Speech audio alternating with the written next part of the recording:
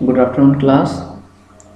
In the previous class, in financial derivatives, in Unit 2, I had taught you two different topics. One is functions of future contract. In this, you have studied the four different functions. After that, pricing of future contract. In this, you have studied the two different models. One is the cost of carrying approach, and second one is the expectation approach. I think whatever I had taught you, you have go through the contents and everything is clear for you. In the today's class, I am going to start the different topics and different concepts related to future, that is currency futures. In currency futures, we have to involve the exchange of currencies, that is the exchanging of foreign currency to the home currency. Currency future की अगर हम बात करें तो currency future में basically हम involve करते हैं जब हमें एट लास्ट फॉरेन एक्सचेंज में ट्रेड करना होता है, तो यहाँ पे भी आपके प्राइस फिक्सेशन किए जाते हैं कि रिस्क को हेज किया जाता है। तो उसके लिए जो मार्केट आपकी एक इन्वॉल्व होती है वो आपकी कहलाती है करेंसी फ्यूचर्स। तो करेंसी फ्यूचर्स की अगर हम बात करें तो करेंसी फ्यूचर्स आपके इंक्लूड करते हैं कुछ ऐसे फैक्टर्स को जिनके बेसिस पे हम अपने लॉन्ग और शॉर्ट दोनों पोजीशंस को एनालाइज करते हैं। तो करेंसी फ्यूचर्स की अगर बात कर लें तो करेंसी फ्यूचर्स क्या है? एक ऐसा एग्रीमेंट जहां पे टू पार्टीज की इन्वॉल्वमेंट होती है। One is called buyer and second one is called seller. Buyer हमेशा चाहता है कि वो लॉन्ग पोजीशन पे एग्जिस्ट करे। रीजन, लॉन्ग पोजीशन पे रहेगा तो जो आज की प्राइस है उसी प्राइस पे वो फ्यूचर में भी आपके परचेजिंग कर पाएगा। हमेशा ये एनालाइज किया जाता है और ये एक्सपेक्टेड होता है कि फ्यूचर में प्राइसेस बढ़ेंगी मार्केट में, यानी जब आप एक्सचेंज करोगे तो आपके लिए बेनिफिशियल फैक्टर्स मार्केट में फ्यूचर में अवेलेबल रहेंगे। तो ऐसे फेज में बायर हमेशा चाहता है आज की वैल्यू पे हम फ्यूचर में खरीदें कि जब वैल्यू बढ़ेगी तो हमें कम प्राइस पे चीज़ें मिल जाएंगी। और एक सेलर हमेशा चाहता है कि मार्केट के बिहाफ पे वो शॉर्ट पोजीशन को इन्वॉल्व करे। रीज़न, जब फ्यूचर में प्राइसेस बढ़ेगी तो उसके लिए सेल करने का ऑप्शन स्पॉट रेट पे ज़्यादा बेनिफिशियल होगा in comparison to the predefined rate. Currency future की अगर हम कॉन्ट्रैक्ट की बात करें तो इसमें 1 unit of foreign currency to home currency के बीच में रेट ऑफ एक्सचेंज डिसाइड किया जाता है। चलिए तो करेंसी फ्यूचर्स की बात कर लें। करेंसी फ्यूचर एक एग्रीमेंट है। It is an agreement between two counterparties where one commits to buy the underlying exchange rate and the other to sell underlying exchange rate at a predetermined price on a specified date in the future। Future की किसी date में हम किसी specified date पे transaction करना चाहते हैं किसी प्री डिफाइंड रेट पे और foreign currency to home currency के बिहाफ पे। तो यहाँ पे आपके दो पार्टीज बायर और सेलर लॉन्ग पोजीशन और शॉर्ट पोजीशन के बिहाफ पे इन्वॉल्व होती हैं और वहाँ पे एक अंडरलाइन एक्सचेंज रेट फिक्स किया जाता है। अभी मैंने बताया कि बायर हमेशा लॉन्ग पोजीशन चाहता है। रीज़न, लॉन्ग पोजीशन से उसके लिए बेनिफिट है कि आज का जो रेट उसने डिसाइड किया है उसके बिहाफ पे फ्यूचर में वो उसी रेट से एक्सचेंज कर सकता है, उसी रेट पे बाइंग कर सकता है। और सेलर हमेशा चाहता है कि वो चीज़ों को शॉर्ट पोजीशन पे रखे। रीज़न, फ्यूचर में जब वैल्यू बढ़ेगी तो उसके लिए पास एक पॉसिबिलिटी होगी कि वो इन फ्यूचर जो भी सेलिंग करेगा वो स्पॉट रेट पे हाई रेट पे कर सकता है। चलिए आगे देखते हैं। The underlying instrument of a currency future contract is the rate of exchange between 1 unit of foreign currency to the home currency. जो अंडरलाइंग इंस्ट्रूमेंट है, यानी अंडरलाइंग इंस्ट्रूमेंट का मतलब जो भी आपकी करेंसी के लिए आप एक्सचेंज कर रहे हो, तो किसी अंडरलाइंग इंस्ट्रूमेंट के बिहाफ पे आप करेंसी फ्यूचर कॉन्ट्रैक्ट में इन्वॉल्व होना चाहते हो तो 1 यूनिट के अगेंस्ट में आपके रेट ऑफ एक्सचेंज डिसाइड किया जाता है कि 1 यूनिट के बिहाफ पे क्या आपका रेट होना चाहिए। अब ये आपका जो रेट है ये एट लास्ट डिसाइड किस बेसिस पे होता है? Currency futures are traded on the JSE interest rate and currency market. Currency market के अंदर होता है और जीएसई एक्सचेंज रेट, यानी यहाँ पे जोहान्सबर्ग स्टॉक एक्सचेंज का एक्सचेंज रेट अप्लाई किया जाता है। ठीक, जीएसई एक्सचेंज रेट और जीएसई मार्केट आपके करेंसी मार्केट में इन्वॉल्व होने के लिए आपको रजिस्टर्ड मेंबर होना जरूरी है, जिसके लिए हर एक इंडिविजुअल रजिस्टर्ड मेंबर को इंटरप्रेट कैपिटल कॉन्ट्रीब्यूट करनी होती है। यानी जिस भी कंट्री को अगर रजिस्टर्ड मेंबर बनना है फॉरेन करेंसी एक्सचेंज करने के लिए तो उसे as a registered member interpret यानी फियरलेस कैपिटल कंट्रीब्यूट करनी होगी। फियरलेस कैपिटल का मतलब अगर मार्केट के फ्लक्चुएशन से कोई लॉस होता है तो उस लॉस को भी आप इजीली बेयर कर सको। इतनी बात क्लियर होगी। इंटरप्रेट कैपिटल कंट्रीब्यूट करने के बाद अब आप बायर और सेलर के बीच में एक्सचेंज करने के लिए अवेलेबल हो जाते हो। यहाँ पे आपकी प्राइसेस हमेशा ट्रांसपेरेंट होती हैं। प्राइसिंग ट्रांसपेरेंट होने के केस में हर कॉन्ट्रैक्ट में एक फेवरेबल आपकी बेस्ट बिड इन्वॉल्व की जाती है बायर और सेलर के बीच में। दोनों एक दूसरे को बेस्ट ऑफर देते हैं, जिस वैल्यू पे नेगोशिएट आपने कर लिया उस वैल्यू पे आप एक्सचेंज कर लेते हो। The investor transaction is completed when an equal but opposite transaction has been entered into the market. Investor का ट्रांजैक्शन कंप्लीट कब माना जाएगा? जब आपने अपोजिट ट्रांजैक्शन भी किया हो। जैसे आपने अगर परचेज किया है तो आपको सेल भी करना होगा। जरूरी नहीं है कि सेम करेंसी में किया जाए, किसी भी करेंसी में आप कर सकते हो, लेकिन बाइंग सेलिंग दोनों ही आपकी ऑपरेट होनी चाहिए। तो ऐसे केस में आपका ट्रांजैक्शन कंप्लीट माना जाएगा। द प्लेटफॉर्म ऑटोमेटिकली मैचेस है, तो वहाँ जो प्लेटफॉर्म है वो आपको ऑटोमेटिकली मैच करा देगा। तो उस मार्केट से बाहर आप तभी आ पाओगे जब आप अपोजिट ट्रांजैक्शन कर लोगे। यानी अगर आपने खरीदा है तो आपको बेचना भी पड़ेगा। तभी जब तक आप नहीं बेचोगे तब तक आप उस करेंसी के बिहाफ पे आप उस मार्केट में सर्वाइव करते रहोगे। Interpret capital provide a real time online trading system. जब आपने इंटरप्रेट कैपिटल प्रोवाइड कर दिया, आप रजिस्टर्ड मेंबर बन गए, तो आपका जो भी क्लाइंट होगा वो उस मार्केट के अंदर ऑनलाइन ट्रेडिंग सिस्टम में अपने आप को इन्वॉल्व कर सकता है और डायरेक्टली वो मार्केट में ट्रेड कर सकता है। कि क्लाइंट को परमिशन मिल जाती है कि अब वो ऑनलाइन ट्रेडिंग करने के लिए अवेलेबल हो सकता है। तो आई थिंक इतनी बातें करेंसी फ्यूचर से रिलेटेड समझ में आ गई होंगी। चलिए अब नेक्स्ट टॉपिक पे आते हैं, that is the hedging in currency future. अब कैसे आपका रिस्क यहाँ पे हेज किया जाता है करेंसी फ्यूचर के। Currency hedging is the elimination of currency risk. Hedging क्या है? किसी भी तरीके की हेजिंग होगी तो हेजिंग का मतलब आपका रिस्क को हेज करना। यहाँ हम करेंसी फ्यूचर्स की बात कर रहे हैं तो करेंसी के रिस्क को हेज करना। Where currency risk is the risk associated with fluctuation in the exchange rate. Daily base पे बात करें तो आपको पता है डेली बेस पे हर करेंसी की वैल्यू फ्लक्चुएट करती है। तो उस फ्लक्चुएशन से रिस्क को कंट्रोल करने के लिए कहीं ना कहीं आपके करेंसी रिस्क हेजिंग को इंक्लूड किया जाता है। Currency futures can be use to hedge against currency risk. Currency futures हमेशा यूज होता है करेंसी रिस्क को हेज करने के लिए। चलिए एग्जांपल देखते हैं। Company X is importing goods worth $1 million and is expected to pay the supplier in 3 months time. Company X goods import करना चाहती है $1 million के बेस पे and is expected to pay the supplier in 3 months, और supplier को वो 3 महीने में पे करेगी। They would like to lock the rand price now. Rand ये भी एक करेंसी है, इसी प्राइस पे कहीं ना कहीं वो उस चीज़ को फिक्स करना चाहते हैं। यानी डॉलर कंपैरिजन में अगर हम रैंड को कंपेयर करेंगे तो रैंड की वैल्यू कम है, अगली लाइन में देखिए लिखा हुआ है इन कंपैरिजन टू डॉलर। तो हमेशा हर कंट्री चाहती है कि वो उस करेंसी के बेस पे अपनी वैल्यू फिक्स करे जहां पे उसकी करेंसी स्ट्रांग हो और सामने वाली करेंसी वीक हो, जिससे उसकी करेंसी को बेनिफिट मिल सके। The company requires protection against a depreciating weakened rand. Company को हमेशा प्रोटेक्शन मिलेगा क्योंकि वहां पे जो रैंड है वो वीकेंड करेंसी है। By purchasing long a currency future contract, now the company is able to lock in the currency exchange rate rand 12.21 per $1। तो परचेजिंग है तो लॉन्ग पोजीशन पे होगा। करेंसी फ्यूचर कॉन्ट्रैक्ट यहाँ पे इन्वॉल्व हो रहा है जहाँ पे लॉक किया जा रहा है करेंसी एक्सचेंज रेट को 12.21 रैंड इक्वल टू $1। ठीक, तो यहाँ पे जो रेट फिक्स हुआ वो क्या फिक्स हुआ? $1 इक्वल टू 12.21 रैंड। क्लियर है इतनी बात? Each currency future contract is worth rupees और वर्थ $1,000।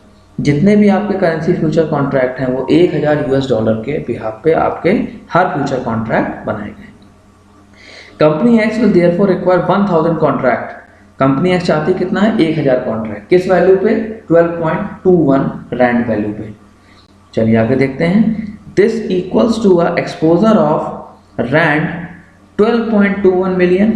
12.21 मिलियन क्योंकि इसलिए है क्योंकि यहाँ पे आपके लिए वैल्यू जो कैलकुलेट होगी वो इस फॉर्म में होगी 12.21। ये आपके रैंड की वैल्यू है। $1,000 यहाँ पे आपका इन्वॉल्व हो रहा है क्योंकि आपके लिए यहाँ पे कितने की वैल्यू? फ्यूचर कॉन्ट्रैक्ट $1,000 का है, ये आप लोग देख चुके हो, और 1000 आपके कॉन्ट्रैक्ट है। तो जब आप इसको मल्टीप्लाई करोगे तो आपकी वैल्यू जो एक्सपोजर आ रहा है वो 12.21 मिलियन रैंड का होगा। Company X is required to deposit the full amount, sorry, company X is not required to deposit the full amount but rather the initial margin of goodwill. पूरा पैसा जमा करने की जरूरत नहीं है, बट कुछ इनिशियल मार्जिन देना होगा जिससे कि वहां पे फेथ रहे दोनों पार्टीज को कि ये कॉन्ट्रैक्ट पूरा किया जाएगा। ठीक, आगे देखते हैं। If the initial margin is set at 1.09 per contract, initial margin आपका रैंड 1.09 पर कॉन्ट्रैक्ट पे फिक्स किया गया, तो यहाँ ये जेएसई फिक्स करेगा। अभी आप लोग पीछे देख चुके हो कि जोहान्सबर्ग स्टॉक एक्सचेंज ही सारे रेट फिक्स करता है। तो अब आपके लिए जो अमाउंट इनिशियल जमा होगा वो 1.09 मिलियन होगा, 1.09 rand into $1000 into 1000 contract. In 3 months time when the goods arrive, 3 महीने में जो गुड्स आए, कंपनी एक्स नीड टू पे फिजिकल डॉलर ऑन डिलीवरी। तो कंपनी एक्स को पूरा पैसा डॉलर के फॉर्म में पे करना होगा। ठीक, यहाँ तक की बात क्लियर हो गई होगी। Company X will sell the currency contract, dollar contract which is now traded at 12.87।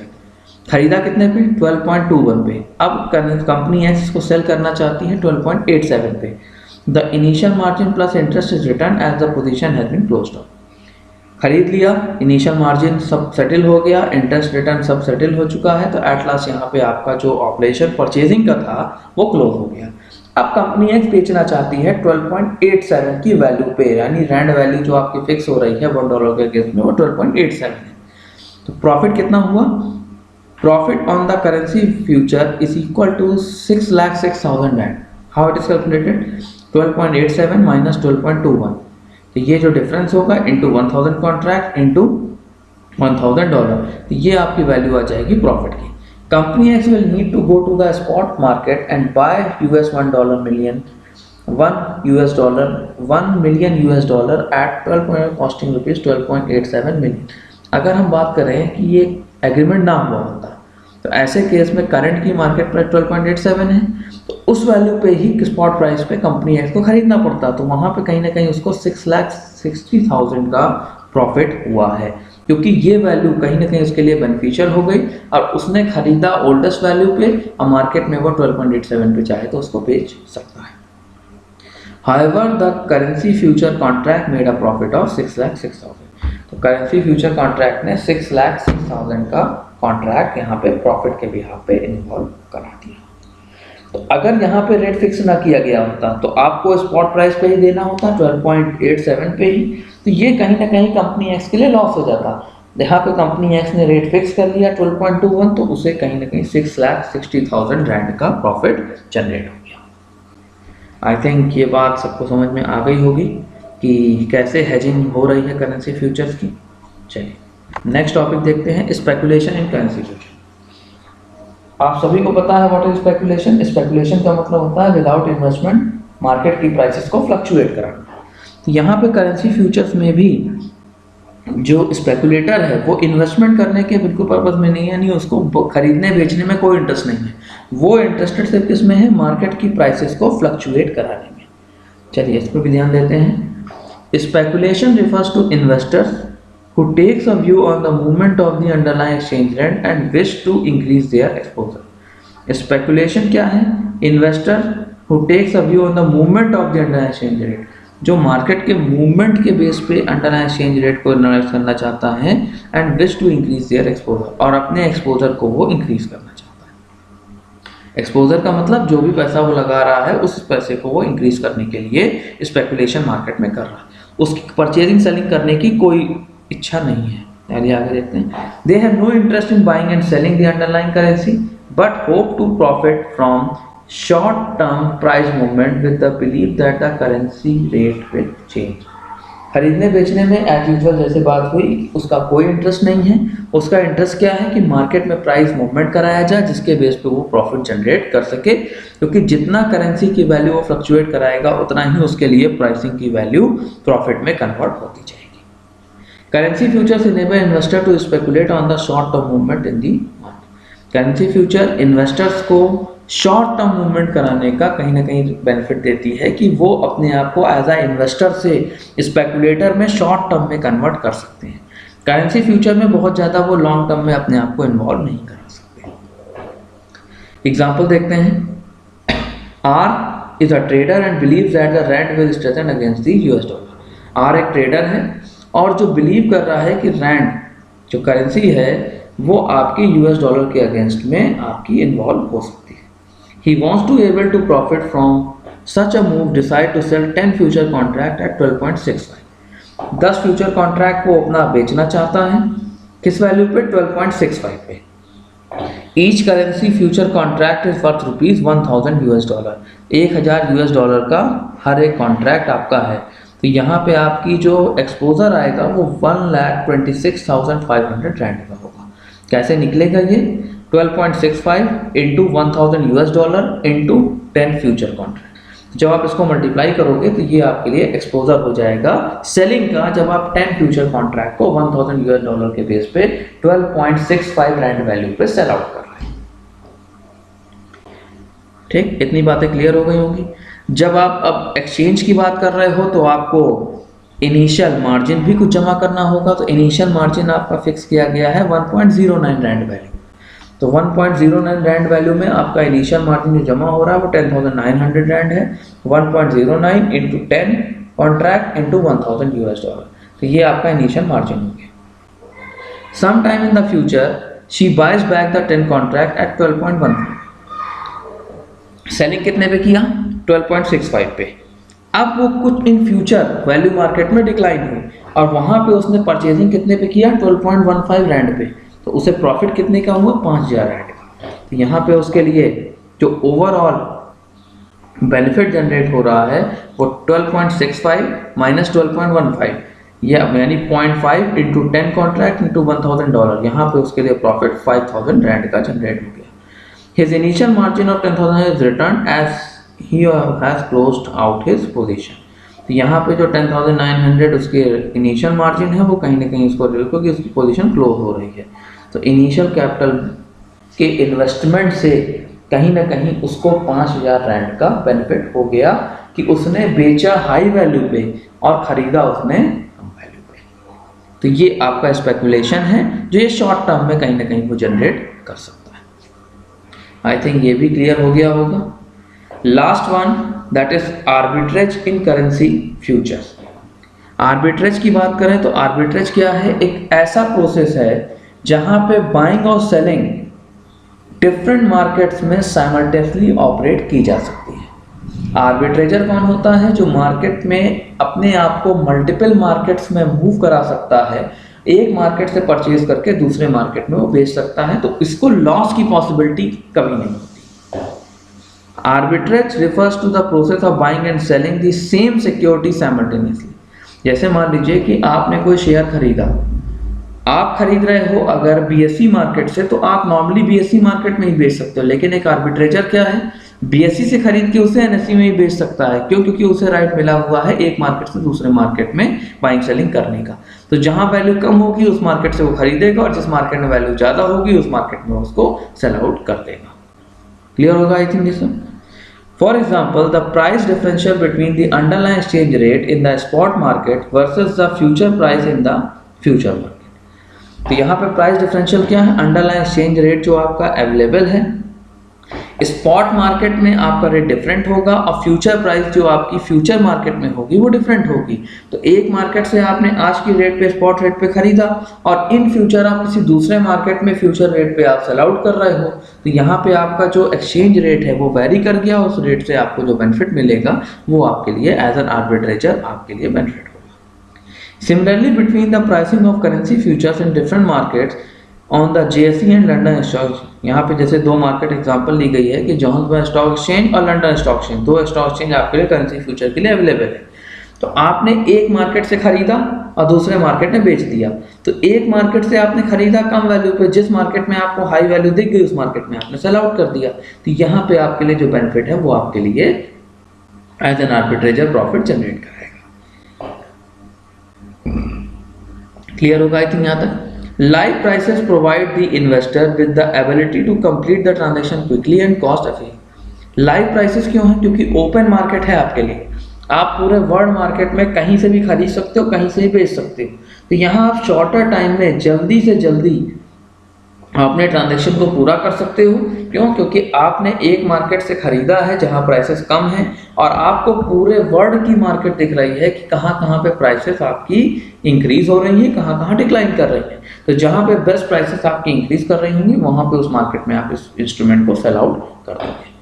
The trading platform provided by interpret capital, यहाँ पे भी जो ट्रेडिंग प्लेटफॉर्म है, करेंसी फ्यूचर आपको करना है तो इंटरप्रेट कैपिटल यानी फियरलेस कैपिटल कंट्रीब्यूट करनी पड़ेगी, तो आप एज अ क्लाइंट आप इन्वॉल्व हो सकते हो। अगर आपको मार्केट जेएससी मार्केट आपको ये परमिट कर रही है कि आप एज अ आर्बिट्रेजर डायरेक्ट एक्सेस कर सकते हो, तो उस फॉर्मेट में आप पूरे वर्ल्ड मार्केट पे किसी भी पर्टिकुलर मार्केट में आप करेंसी एक्सचेंज कर सकते हो। नॉर्मली आपकी इन्वॉल्वमेंट इन्वेस्टर और स्पेकुलेटर की हो सकती है, लेकिन आर्बिट्रेजर बनने के लिए जेएससी मार्केट से स्पेशल परमिशन ली जाती है, जिसके बिहाफ पे आप एज एन आर्बिट्रेजर मार्केट में डिफरेंट मार्केट्स में वन टाइम में आप साइमल्टेनियसली ट्रेड ऑपरेट कर सकते हैं। तो आई थिंक ये चारों कंटेंट आप लोगों को समझ में आ गए होंगे। जितनी चीज़ें मैंने समझाई हैं, आप लोगों के पास स्टडी मटेरियल मैं ऑलरेडी भेज चुका हूँ, वो अवेलेबल है, तो उसको गो थ्रू करते हुए आप ये सारी चीज़ें मेरी सुन लीजिएगा और जहाँ पे भी इश्यूज होंगे वहाँ पे फिर आगे फर्दर हम डिस्कस कर लेंगे। तो यहाँ पे आपकी यूनिट 2 कंप्लीट हो चुकी है। अगली क्लास में यूनिट 3 की हम बात करेंगे। तो जितना भी चीज़ें अभी तक पढ़ा चुका हूँ वो सारी चीज़ें हर एक पॉइंट पे गो थ्रू हो लीजिए। जो भी डाउट्स होंगे वो मुझसे आप थ्रू व्हाट्सएप या थ्रू कॉल आप मुझसे कांटेक्ट कर सकते हो, मुझसे आप पूछ सकते हो। Thank you.